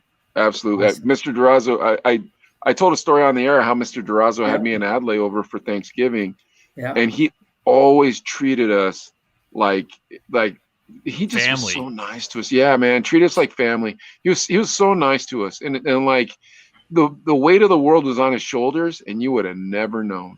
You know what I mean? Yeah. no, Love Yeah, that $1 million kid. smile that guy had. Yeah, Yeah. he passed a couple years ago. yeah, Yeah. So me and Ern talked about that. You know what I was going to ask, Pac? Does your Yeah. dad ever send you any little secret messages from heaven? sure does. So does mine. It sure does. So does Ernie's dad. It sure does. Would you Sure like to does. share one? all the time? No. Oh man, I wanted to share one, but I wasn't going to share one unless you did. So never mind, I won't either. Yeah. Really, what he shares with me is memories. Yeah. Really is what he shares with me, and I'll tell you, he shares with me: be a good man, be a good husband, do the right thing. Um, that was my dad. Quiet man, very humble, very honest, Mm. and a comedian. But just he he always wanted me to be an honest man, a fair man, and an honest man, and those are the triggers that he sends me in my dreams. Paco, do you have grandkids? No, not Really? yet. Okay. But my wife and I are hoping that someday we will. But we don't know. We're getting freaking old and no grandkids. Because Paco Jr., right? Yeah, he's old. Yeah, he's what is he, 25, 27? Oh, dude, 28, 29. 28, 29. He used to do security for me at the club. Yeah. I shot him out, dude. Yeah, I was like, come on, work for me. And he was a really good worker. We had some duds though that worked Vicky for us. says he's too young. But Yeah. yeah, he was a really hard worker. So shout out to him too. Gabby and Spike, two of the other kids, right? And full grown now, huh? Yeah, Goodness. they're full grown adults. Yep. Oh my god. Absolutely. Shout out to All right, those hold kids on. too, man. Because I want to get back to this. So when Malix was on, he said, when Malix was on, he said you fired him because he messed around with a girl who'd messed around with another DJ. And so he's like, man, when do you got to go? She's a minor. It's you, Malix, and you fired him. And that's why you fired him. That's probably true. What was the first thing I would tell DJs when they got hired? Don't mess with the Don't listeners. mess around with the listeners. Yeah. Don't mess with the listeners. Don't mess with the Unless you're on the morning house party. And what did we do? Well, I'm not going to say nothing about that. But yeah, because they're going to get you in trouble, and they always did. And they always did. Malix. But Malix, but you told me Malix would be the next rascal. You're like, Malix could be the next rascal. Don't tell him I said that. He could be. He would have been. But his priorities at that time were in the wrong place. Well, Rascal was a Marine. You know what I mean? Like, so he was disciplined and like, dude, we heard Rascal's story. He worked like, I thought I worked hard. I was like, my gosh. Like, you remember Adelaide when I was doing Hot 98.3 weekends, the classical radio station overnight, 2 strong gigs, and then I just gotten fired from the point and was a local stringer at MTV. Like, Rascal still worked harder than me. Yeah, I was like, man, how'd you work so? And he was married and he had kids. Like, so freaking Rascal. Yeah. Yeah. So I don't know, man. Like, does it bring back good memories, Pac, when you watch us? It brings back great memories, and sometimes you guys talk about things that I don't even remember. You put something on Facebook because, like, do you remember this? Like, when you really fired Rascal for the Wildcat song, I vaguely remember that, but I sort of do. We got to find a copy of that too, by the way. The only way it would bring up memories, dude, if you got Fred and myself on the show, dude, we wouldn't stop laughing. All right, well, let's get Fred on the show. Yeah, dude, we want Fred on the show, bro. Trust us. But 75% of our stories we couldn't tell. Yeah, you know what you do? You know what I've learned how to do in the past 2.5 months is that you kind of curtail the story. Like, you'll tell the story and then you're like, oh, there's a stripper, and you start like kind of like weaving your way around it, so that way you don't have to like say the bad things in the story. The Outback story is a great story, and could be great. One of the other stories with Fred and I, because Fred and I would be working. Precious Fred, yes, we would be working from 6 a.m. to 2 a.m. Yeah, nonstop, and we would be driving back to La Puente Lane in South Tucson. And there was one night, I think I ran over a dog, and Fred looked at me and I looked at him, and he said, "Are we stopping?" And I said, "F no, let's go." Because you had to go sort of through part of the reservation right there, right? Over like 12th Avenue. It's dark and scary. It could have been Elvis, dude. You don't know if it was a dog. So the next morning we drove past by the same place real slow, looking for something. But I swear we both saw 2 eyes just looking at us, and it was a dog. And oh man, it was funny. We That was got a the scary road. the Fred's Ray Camacho knee. Man, there's some good stuff there, dude. Bro, But hit up Fred and ask him to come on the show with us, bro. Trust me, I would love to host it. Like, I'm telling you right now, I have been blessed beyond blessed already. Like, this is the coolest thing. Dude, I get to hang out with one of my best friends every Tuesday and Thursday and talk about my favorite subjects. And then Yes. I get to have people from my past come and just have insanely deep conversations. Like, it's phenomenal, man. Like, there's nothing, dude. There's like, how do we deserve this? I said this last time though. Yeah. I How do don't we know deserve this? how This are is we here at this at this juncture right now. I don't know, but just imagine Chico, Vicky, and I. I mean, I don't would be laughing through the whole thing. That'd be amazing. Looking forward to it, actually. Yeah, Yes, we can't wait. Can't wait. yeah, But I don't know, Paco. I feel like it's getting late for you. yeah, Speaking yeah. of That's which. true. Yeah, That's true. yeah. All But right. yeah, a lot of things coming up with the Chino brothers too. Yeah. And So one of our season favorite 2 is guests right coming, there, guys. Paco. Yeah, season 2 is coming Yeah. up. Pac, I think we have your commitment to be on the morning house party episode, correct? Yeah, whatever. Yeah, of course. Vicky, if you're still just let me watching, know. Vicky, if you're Uh, still watching, do we have your commitment? And then all we need to do is sew up Chico. So here's what I want to see next season, Adley, and I will work as hard as I can, and you'll do all the real work.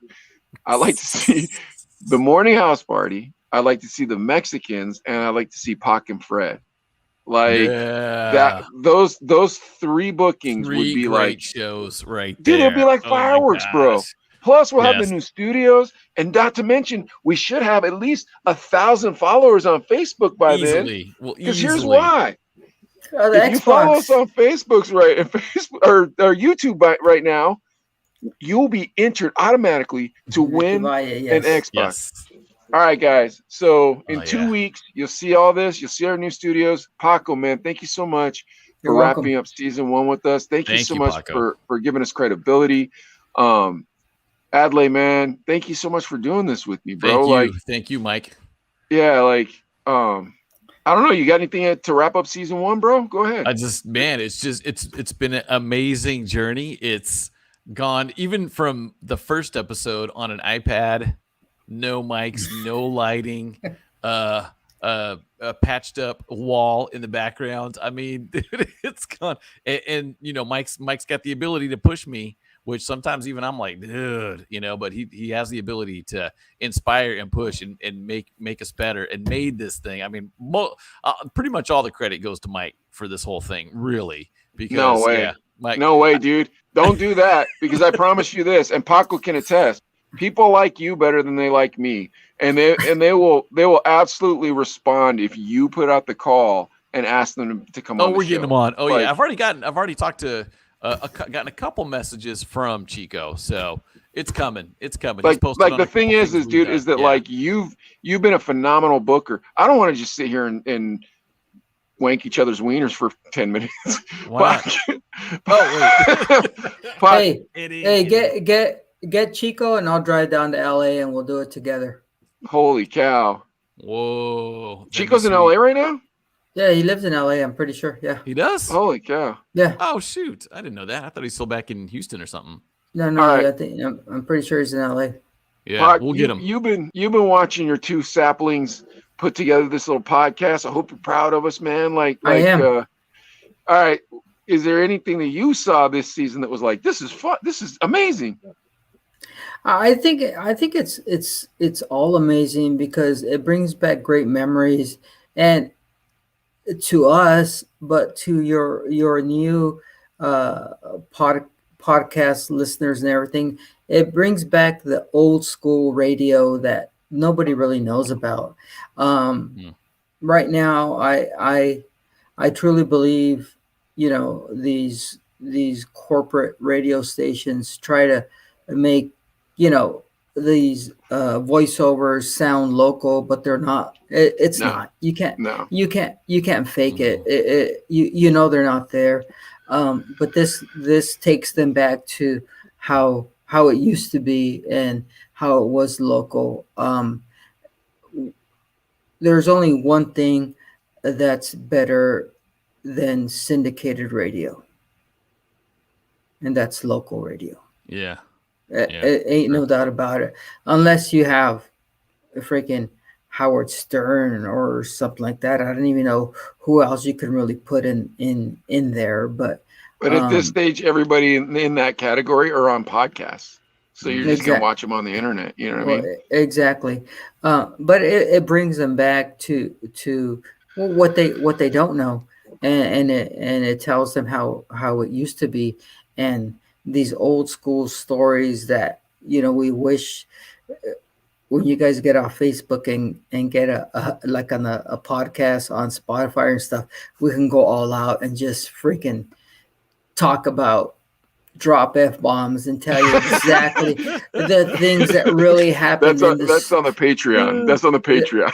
Things that really happened in the studio, that really happened at the Outback, that really happened, in Mexico with Mally. Let's not talk about that one. Okay. Even Paco remembers that one now. Yeah, I do. But it's what happened in those school days. So it's sort of like, I don't know if you, Adley, or you, Mike, whatever. I know Fred would sit down with us, but when Art LeBeau used to visit us at the station, he would sit down for hours with us in my office, and we wouldn't talk about his radio station there. We would talk about his past and Elvis Presley stories and all that other stuff. And man, those are great stories, and nothing but respect for Art LeBeau. But those are great stories, and how I would love to share those stories with you guys as well. Yeah, the only time I met Art LeBeau was when he fired us. So different memories. No, I'm just kidding. No, Art LeBeau's awesome, freaking legend, dude. No question about that. And I wish I got to spend more. I wish I got to spend more time with him. I'm not a lover of that man, but can we get him on the podcast? Can we get him on the Chino Brothers? Now I love him. If he's on the Chino Brothers, man, that's my dude right there. Art LeBeau, homie. You want to hear my impersonation of you? Do you realize, homie, everyone has impersonation of you? But I'll say this. Me and Adley have been kicking this around for the past couple episodes. I think in the next season, because we're going to start getting a lot more focused and being a lot more like we're adding more professionality. If you look at our YouTube channel right now, you'll just see the thumbnails that we've gotten into. By the way, if you subscribe, you could win an Xbox. Yes. Subscribe, hit that like button. But it's for us. It's like getting to tell these stories. We want to have our podcast be radio stories and old school. So if we're not telling radio stories, we want to be telling old school stories. Like, so, and that's it. Like, so you can either hear a good old school story about an old school artist, or you can hear somebody who revolutionized music. Like you want to do a podcast with somebody who revolutionized the music in the background. You need to get Terry Scott on the air. Oh yeah. That was Is Durango. Terry Still around? Durango, yes. Is he still around? I see him on Facebook. I'll tag him next time. Shoot, yes, he lives I believe, in Santa Fe, New Mexico. Yeah. Dude, how about this? Stories. How about this? We'll have him come on with you, Pac, because you can probably spur his memory better than us, and then you can tell him, "Hey Terry, why the long face?" This guy long face like a horse. Yes. I got you, mother effer. You didn't see that one coming, did you? Yeah. Got you. Dude, that guy has like Les Paul guitars, autographed Les Paul guitars. He knows everybody. I mean, that would be a great interview. I think it'd be really hard to not have him tell the dirty stories, though, bro, because he's told us the dirtiest story. Yes. Vicky Vyatt never missed her potato head. Ever. Oh, bro. Listen, Vic, I don't know. Ever.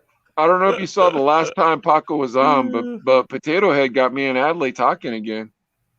Like, and it wasn't for me and Adley, everybody wouldn't be talking again. Like, think about this, man. Like, think about how much fun we're having. just going around in a circle with you guys and like getting, and you all get to talk to each other through the podcast.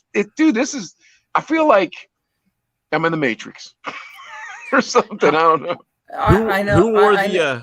Who wore the Hot 98.3 t-shirt better, Mr. Potato Head or Andy B? Andy B, because he would tuck it in. Andy B, rest in peace. Yeah, man, you really have a visceral disrespect for Potato Head, man.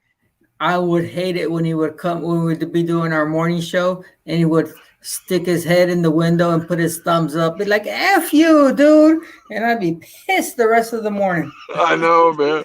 You used to get so mad at that dude. I remember there was an interview we never aired. Me and Pac finally were like, this is going over to the line, because the show was we got a lot wilder once Chico left, and I was like, all right, Sketch, go ahead and just write your wildest thoughts on these papers and we'll do them. And it was like we kept getting wilder and wilder. Pac, I don't know if you remember this. A porno director hit us up and was like, hey, will you want to interview one of my actresses? And Pac was like, are you going to give us free merch? And the dude was like, yeah. And so he brings this giant bag of pornography. And he brought one of the actresses. And so Pac put newspaper up all over the windows, just like Howard Stern did. And Vicky left the room. And we interviewed this girl on the shortcut. We interviewed the director on the shortcut, and we didn't play it. And then we went out to lunch, and me and Pac were talking. He's like, bro, you know, if we play this, we're crossing that line. And I was like, yeah, dude, I kind of feel the same way. And he's like, I just don't think we can play it. And I was like, what are we going to do? Dude, the guy gave you a stash. And he's like, well, just tell him we played it like 5 a.m. So that way, you know, we said we played it, and we never played it. Do you remember that, Pac? No, I don't. Yeah, dude, Potato Head was going wild when we put the tape up like that. Potato was banging on the window and everything. Yeah, I can believe that. Yeah, and we never played it. We never played it because the two of us just didn't feel comfortable. We're like, we can't cross that line. But you know, he never meant no harm. He just knew which triggers to pull to get me pissed off. That's all. Yeah, and you got to think too. The target demo was females 18-34. That's probably a good call. All right, so here's the thing that both of you never thought about. And I hadn't thought about these type of things until me and Adley started doing this. Potato Head wanted to be a disc jockey, dude. He had that WKRP jacket. Like, dude, that probably cost him a pretty penny because it was like authentic and had leather arms. Like, he really wanted to be a DJ. Okay. He had a weird lisp and his voice wasn't it didn't sound nice. So like he was never going to be a DJ. And then I'm sure he studied all these classical DJs and all this stuff. And then like pendejos like us are just, hey, here we go. How about this one? Paco's Love Cream. That sounds funny. Woo! All right, how about this? You know what I mean? And like, you know, like, so he was probably so jealous of us. I never, dude, I'm telling you right now, Paco, I never thought about any of these type of things until we started doing the Chino Brothers. And people were like, you were a full-time DJ. I'm like, why wouldn't you be a full-time DJ? And then I realized, oh, not everybody gets to be a full-time DJ. Like, oh, you and Adley blew up the clubs. I'm like, yeah, but everybody did. And then it's like, no, there only gets to be certain headliners of clubs, and the Chino Brothers were like, I never even thought about those type of things. Yeah. So now I'm thinking about Potato Head. Dude, that guy wanted to be a DJ. We got to get him on here. Get him on. How are you going to get a hold of him, dude? I don't know. I'd love to be a part of that. Yeah. Vicky. No, you know what'd be dope? This is exactly what would be dope. We bring him on during the morning house party one, and we just let him on for like 2 seconds and keep cutting him off. Oh, sorry, Potato Head, we can't hear you. Cut off his mic. Like take him out put him back in the green room. Anyways, we didn't want to hear that guy. And then bring him back. Oh, Richard Potato Head, how's it going? I hate when you call me. And then we put him back in the room. That would make you guys laugh. Yeah. That would make you three laugh so hard. Me and Adelaide just pushing the button. Yeah. So yeah, that was the thing, man. Like that was Potato Head. I honest to God feel bad for the dude. I wouldn't mind having him on the Chino Brothers, but I promise you that is not on my list of what I'd want to have on the Chino Brothers. You're all mean as ass. Oh, Vicky, I guarantee when you come on this show has a way of getting people to loosen their tongues. This show, when people are on this show, they just start talking. They're like, "Oh well, here you go. Nobody's watching." It's like, we do have a lot of Clapper fans, but am I lying, Adley? No, you're not lying. Yeah. Oh, Well, I think we lost Paco. Paco. I wonder if his battery was dying. It probably was. Yeah, it was about time to wrap. I know he's up we late. got to wrap. Yeah. Hey man, great season. Thank you for doing this with me. Love this. Season 1, it's a wrap. Oh my gosh, looking forward to season 2. Yeah, let's oh, bye Paco. All right, see you later, guys. And broadcast. Be safe. Follow us on YouTube. Yeah, see you in 2 weeks. See you in Win 2 an weeks. Xbox. Yeah, follow us on YouTube. Win an Xbox. But